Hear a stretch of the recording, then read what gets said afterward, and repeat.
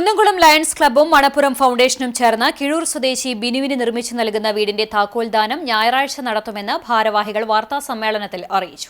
ഒരു വാഹനാപകടത്തെ തുടർന്ന് ശരീരം തളർന്ന് വീൽചെയറിലായതോടെ സുമനസുകളുടെ സഹായത്തോടെ ജീവിതം മുന്നോട്ട് കൊണ്ടുപോകുന്ന ബിനു തീർത്തും ദുരിതപൂർണമായ സാഹചര്യത്തിലാണ് കഴിഞ്ഞിരുന്നത്. 4.5 സെന്റ് സ്ഥലത്ത് തറ നിർമ്മാണം കഴിഞ്ഞിരുന്നുവെങ്കിലും പിന്നീട് ബിനുവിനെ ഭവന നിർമ്മാണം മുന്നോട്ട് കൊണ്ടുപോകാനായിരുന്നില്ല.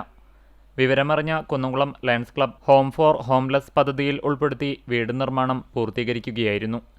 ഇതിനായി ലയൺസ് ക്ലബ്ബ് സമാഹരിച്ച 7 ലക്ഷം രൂപയും 5 ലക്ഷം രൂപ മണപ്പുറം ഫൗണ്ടേഷന്റെ CSR ഫണ്ടും ഉപയോഗിച്ച് 880 ചതുരശ്രയടിയിൽ 3 കിടപ്പുമുറികളോടുകൂടിയ വീട് നിർമ്മാണം യാഥാർത്ഥ്യമാക്കുകയായിരുന്നു.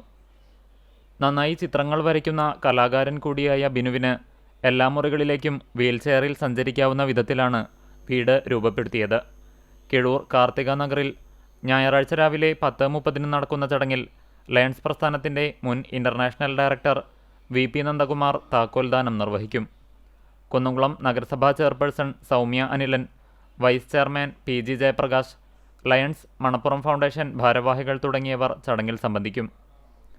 വാർത്താസമ്മേളനത്തിൽ ലയൺസ് ക്ലബ്ബ് ഭാരവാഹികളായ Joseph Johnsy, Gilbert S Paramel, Sujix Alex K, MS Jagadish, KI Shyamu എന്നിവർ പങ്കെടുത്തു.